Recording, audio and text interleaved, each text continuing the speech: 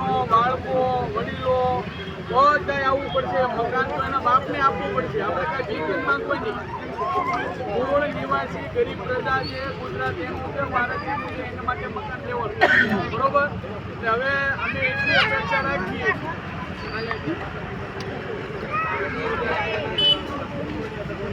જો માતાજીનો કાંઈ નાના મોટા નિવાસી લોકોને હલું કરે માતા પણ પહેલા આપણું આ લડત લડવી પડે એવું છે બરોબર. જોઈને આપણે કાલે આપણે જાહેર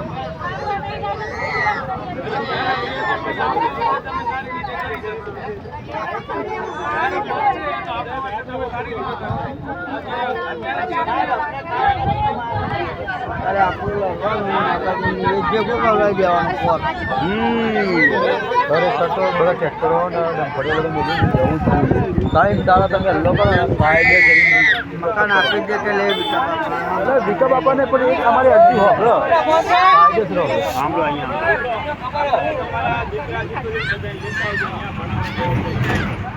પોતે શિક્ષક જ છે.